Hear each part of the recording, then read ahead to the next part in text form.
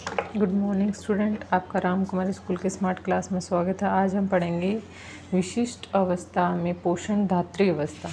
ठीक है, धात्री अवस्था के बारे में। धात्री अवस्था कौन सी होती है?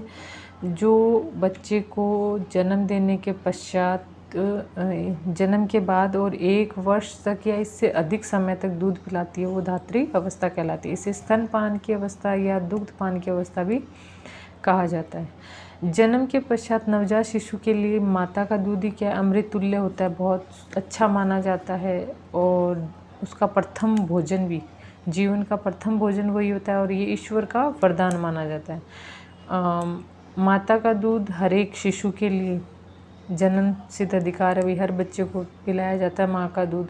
और शिशु को माता के दूध के पश्चात अन्य किसी भी भोज्य पदार्थ की आवश्यकता नहीं। मेरी छोटा बच्चा जो होता है, माँ के दूध के अलावा उसे किसी भी अन्य कोई भी पौष्टिक चीज़ की आवश्यकता नहीं होती, क्योंकि माँ के दूध में ही सभी पोषण तत्व मौजूद होते हैं।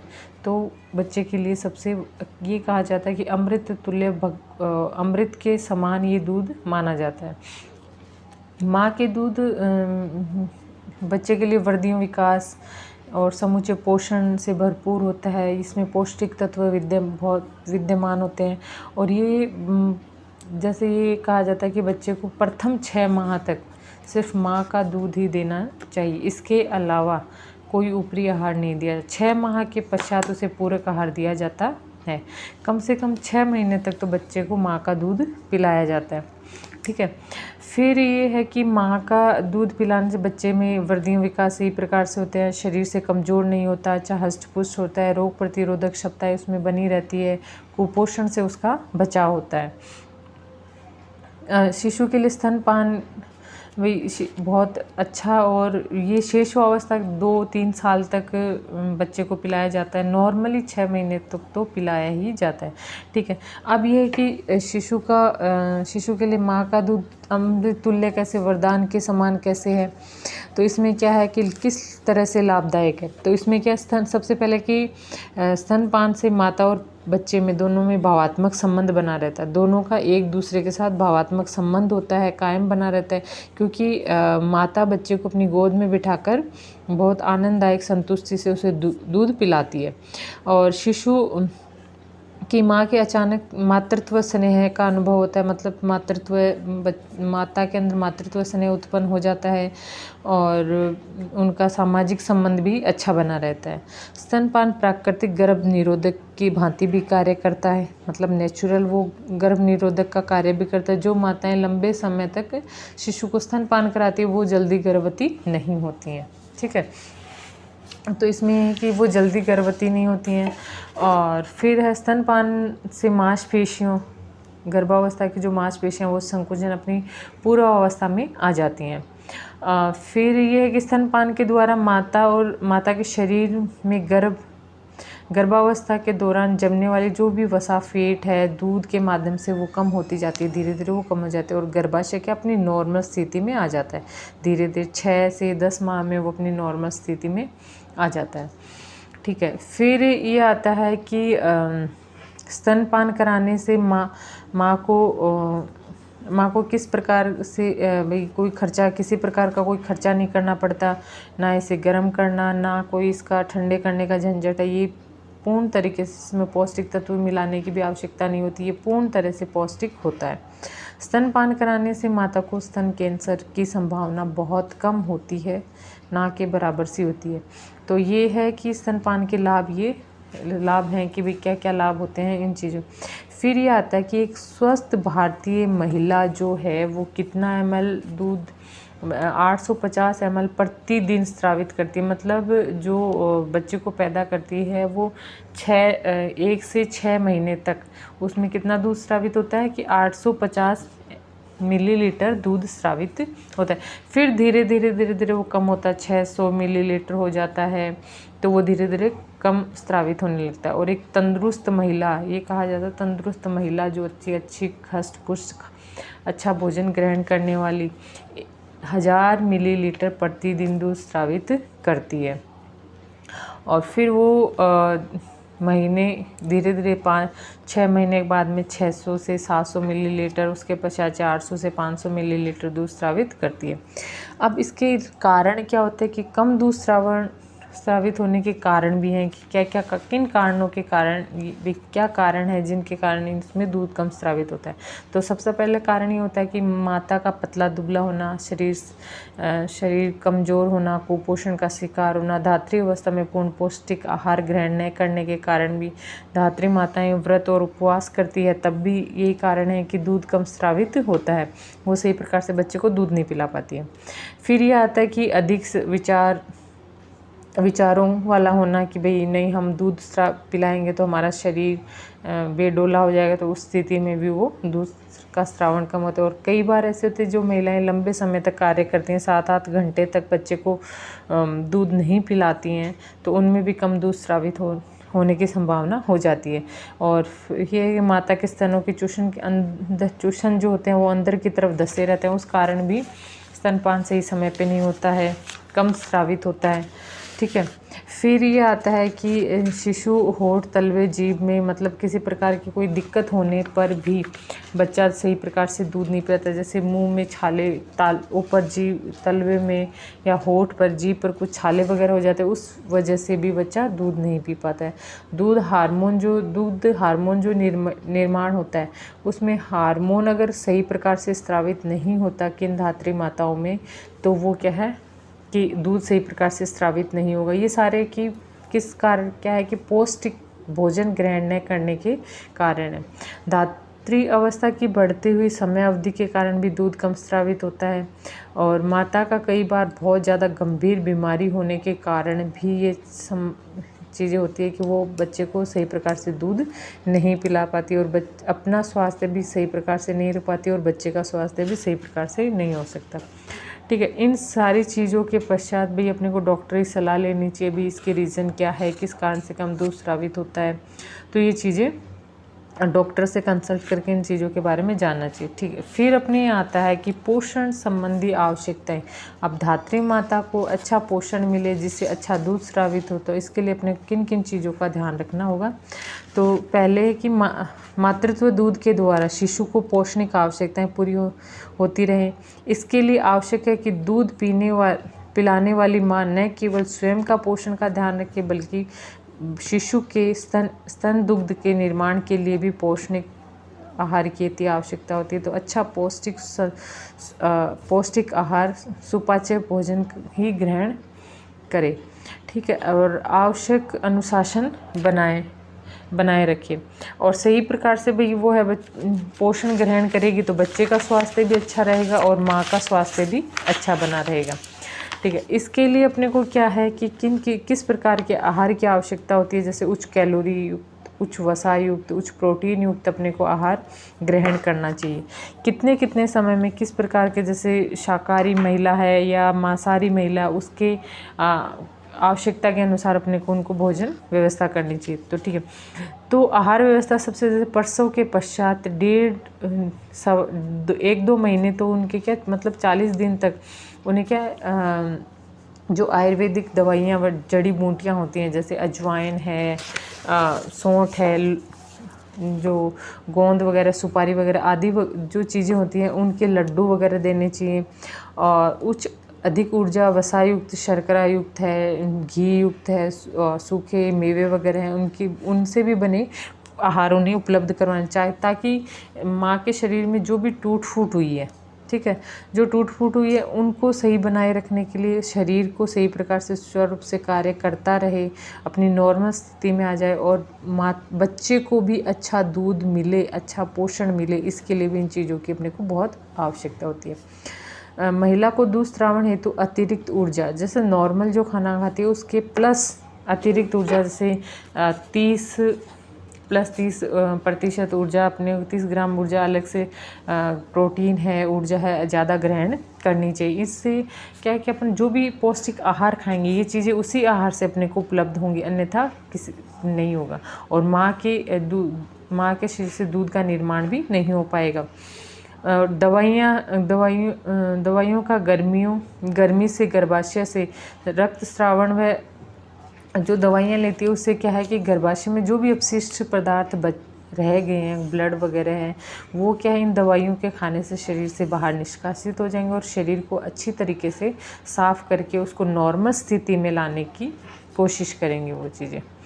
और महिला को जैसे भोजन में हल्के व्यंजन जैसे सूप है, दलिया है, मूंग दाल है, बथुआ है, पालक है, मेथी है, तोरई वगैरह, अजवाइन की मोटी रोटी के साथ इनको सेवन करना चाहिए। धात्री अवस्था में रोगों से रोग प्रतिरोधक क्षमता बढ़ाने का कार्य भी करती हैं शरीर से, और इन चीज़ों के लिए अपने को जैसे आयुर्वेदिक अजवाइन वगैरह है, सौंठ वगैरह चीज़ों का, आयुर्वेदिक चीज़ों का सेवन करना चाहिए।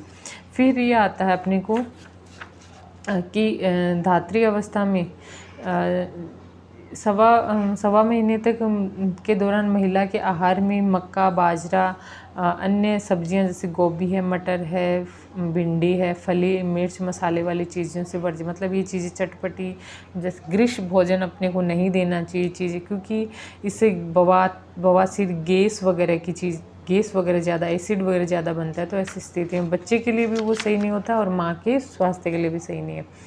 इससे क्या है, वायु विकार उत्पन्न हो जाते हैं, पाचन संस्थान बिगड़ जाता है और बच्चे का सही प्रकार से पाचन संस्थान नहीं, बच्चे के पेट में दर्द होना या गैस की समस्याएं उत्पन्न हो जाती है, तो बच्चा परेशान हो जाता है और माता को भी ये दिक्कत होती है। धात्री अवस्था में देसी दवाइयों के साथ खट्टे भोज्य पदार्थ भी नहीं लेने चाहिए, जैसे दही है, अचार है, चटनी, अमचूर वगैरह नहीं लेना चाहिए। आधुनिकता के विचारों और प्रमोद कामकाजी महिलाएं देसी दवाइयों के व्यंजन का अवॉइड, मतलब बचना चाहती हैं, वो लेना नहीं चाहती। लेकिन इसके उपभोग से क्या है कि वो ये समझते हैं कि हम अगर ये खाएंगे तो हम मोटे हो जाएंगे, बेडोले हो जाएंगे, लेकिन ऐसी स्थिति नहीं है।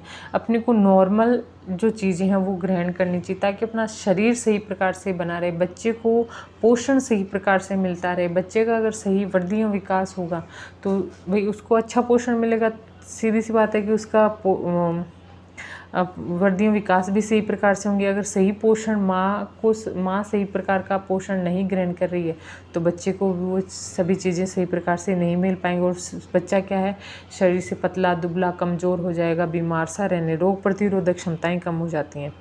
तो धात्री महिला को दो श्रावण हेतु नियमित रूप से आवश्यक अतिरिक्त भोजन थोड़ी मात्रा में 4-5 बार लेते रहना चाहिए, खाना चाहिए, जिससे क्या है कि बच्चे का और माँ का पोषण सही प्रकार से बना रहेगा और माता का स्वास्थ्य भी अच्छा बना रहेगा और बच्चे की वृद्धि और विकास भी सही प्रकार से होती रहेगी।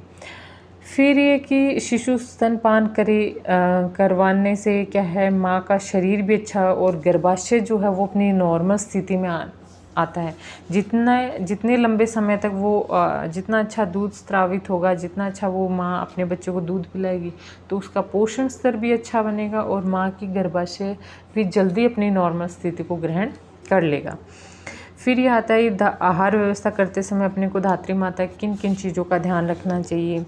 तो सबसे पहले ये आता है कि धात्री अवस्था में बढ़ती हुई ऊर्जा एवं पोषण की मांग को पूर्ति हेतु उच्च प्रोटीन युक्त आहार लेना चाहिए। उच्च ऊर्जा और प्रोटीन युक्त आहार ग्रहण करेगी माँ तो बच्चे का पोषण स्तर अच्छा बना रहेगा और माँ के जो शरीर में, जैसे बच्चा जब डिलीवरी होती है, प्रसव होता है, उस समय माँ के शरीर की बहुत सारी मांसपेशियाँ टूटती हैं, तो मांसपेशियाँ टूटती हैं, उनको वापस निर्माण के लिए अपने को प्रोटीन की आवश्यकता होती है और अच्छा प्रोटीन ग्रहण करेंगे तो वो जल्दी ठीक हो जाएंगे। फिर ये आता है कि धात्री महिला का आहार की मात्रा सामान्य दिन की अपेक्षाकृत विभिन्न भोज्य समूह में आधारित अतिरिक्त पोषक तत्व पूर्ति होनी चाहिए। मतलब बहुत सारे अलग अलग पोषक तत्वों की पूर्ति होनी चाहिए। पोषणिक आवश्यकताओं को ध्यान में रखते हुए धात्री माता के लिए अपने को क्या है कि पूरे दिनचर्या जितने दिनों में सवा महीने या 2 महीने तक जितना उसको अच्छा आहार दे सकते हैं उतना अच्छा आहार देना चाहिए। और पोषणिक आवश्यक जो भी पौष्टिक चीज़ें हैं, जैसे दाल का पानी है, दाल है, उबली हुई दाल है, अजवाइन की रोटी है, तो ये चीज़ें अपने को ज़्यादा से ज़्यादा देनी चाहिए ताकि उसका बच्चे का और माँ का स्वास्थ्य अच्छा बना रहे और उनका पोषण स्तर भी, वो शरीर से कमज़ोर ना हो। फिर ये आता है कि धात्री महिला को संतुलित, पूर्ण पौष्टिक, हल्का सुपाच्य, सादा, कम मिर्च मसाले वाला सात्विक भोजन होना चाहिए। हलवा वगैरह उसे देना चाहिए। अजवाइन की रोटी देनी चाहिए और ज़्यादा जैसे चने की दाल वगैरह, चावल वगैरह नहीं देने चाहिए और ज़्यादा मिर्च मसाले वाला भी, मिर्ची वाला भी नहीं देना चाहिए। अगर ज़्यादा तो उससे क्या है कि उनका पाचन तंत्र है वो गड़बड़ा जाता है। आहार में उच्च गुणवत्ता वाले प्रोटीन युक्त भोजन जैसे दूध है, दूध से बने पदार्थ हैं, मांस, मछली, अंडा, दालें, सोयाबीन, मतलब जो शाकाहारी हैं उन्हें प्लस में 30 ग्राम दाल का उपयोग अधिक करना चाहिए मांसाहारी महिला की अपेक्षा। फिर है महिला को शाकाहारी होने की दशा में भोज्य पदार्थ मिश्रण उपयोग, दाल प्लस अनाज है, जैसे खिचड़ी, दलिया है, दूध दलिया है, तो ये चीज़ें अपने को ज़्यादा से ज़्यादा बना के देनी चाहिए। प्रोटीनता की गुणवत्ता और पौष्टिकता बढ़ती है इन चीज़ों से। अनाज में साबुत अनाज जैसे अनाज है, दाल है, अंकुरित दालें हैं, अनाज है वगैरह, खमीरीकृत व्यंजनों को समावेशित करना चाहिए। फिर आहार में गुड़ है, शक्कर, घी, तेल सामान्य से कुछ अधिक मात्रा में देनी चाहिए ताकि उनके शरीर की जो मांसपेशियाँ टूटी हो वो जल्दी रिपेयर हो, जल्दी ठीक हो। इसके लिए क्या है कि अपने को इनकी आवश्यकता पड़ती है। तो अतिरिक्त शर्करा युक्त आहार है, घी है, तेल है, ये चीज़ें अपने को देनी चाहिए। फिर है कि माता को ताज़े फलों का रस, हरी पत्तेदार सब्जियां ज़्यादा से ज़्यादा देनी चाहिए। अन्य सब्जियां जो उनके स्वास्थ्य के लिए, उनके डाइजेशन के लिए सही है, वही चीज़ें उनको देनी चाहिए। इनके जिससे क्या है जिनमें अतिरिक्त विटामिन हो, खनिज लवण हो, खून की जैसे आयरन, हीमोग्लोबिन का स्तर सही प्रकार से बनाए रहे, तो आयरन की चीज़ें अपने को देनी चाहिए। विटामिन डी युक्त आहार देना चाहिए, विटामिन सी युक्त आहार देना चाहिए ताकि उनका पोषण स्तर अच्छा बना रहे और उनके निर्जलीकरण की स्थिति उत्पन्न ना हो। फिर ये आता है आहार में पर्याप्त मात्रा में जल, तरल भोज्य पदार्थ जैसे दूध है, दूध से बने व्यंजन है, सूप है, फलों का रस है, शिकंजी है, अन्य पौष्टिक घरेलू पेय पदार्थों का अधिक से अधिक सेवन करना चाहिए। घरेलू पदार्थों का ज़्यादा से ज़्यादा उपयोग करना चाहिए ताकि वो माता का स्वास्थ्य अच्छा बना रहे और बच्चे का भी स्वास्थ्य अच्छा बनाए, क्योंकि बच्चा जब माँ के गर्भ से बाहर आता है तो बाहर के वातावरण के साथ एडजस्टमेंट करता है, तो उसे पोषण पहले तो माँ के शरीर से मिलता था लेकिन अब वो खुद को ग्रहण करना पड़ता है, तो उसके लिए भी उन्हें बहुत आवश्यक होती है ऐसे जो तरल भोज्य पदार्थ है, उससे क्या दूध का ज़्यादा से ज़्यादा निर्माण होता है। धात्री माता को दिन में आहार 3-4 बार या 5-6 बार थोड़ी थोड़ी मात्रा में, एक साथ ज़्यादा आहार नहीं देना चाहिए, थोड़ी थोड़ी मात्रा में 5-6 बार या 7-8 बार देना चाहिए ताकि माता का स्वास्थ्य और बच्चे का स्वास्थ्य दोनों का अच्छा बना रहे। ठीक है, तो ये अपने मोटी मोटी बातें हैं कि अपने को माता और बच्चे के स्वास्थ्य के लिए आहार व्यवस्था करनी चाहिए ताकि बच्चे का पोषण स्तर अच्छा बना रहे और माँ का भी, और कम से कम बच्चे को 6 महीने तक माँ का दूध पिलाना चाहिए। इसके अलावा फिर ऊपरी आहार अपन दे सकते हैं। फिर एक स्वस्थ, ये कहा जाता है कि एक भारतीय स्वस्थ महिला कितना दूध स्रावित करती है, 850 मिलीलीटर दूध प्रतिदिन स्रावित करती है। फिर है कि स्तन दुग्ध निर्माण व स्रावण के लिए माँ को पौष्टिक तत्व की अधिक आवश्यकता होती है। उच्च प्रोटीन युक्त है, उच्च कैलोरी युक्त है, उच्च कार्बोहाइड्रेट युक्त, उच्च विटामिन युक्त है आहार, ज़्यादा से अतिरिक्त जो नॉर्मल अपन देते हैं उसके अतिरिक्त अपने को ज़्यादा से ज़्यादा मात्रा में वो देना चाहिए ताकि माँ का स्वास्थ्य भी अच्छा बना रहे और बच्चे का स्वास्थ्य भी अच्छा बना रहे। और डॉक्टरी सलाह पर ही अपने को सारा उनके स्वास्थ्य के जांच करवानी चाहिए।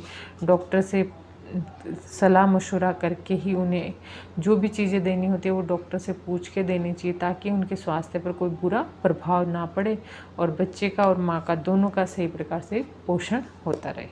Thank you.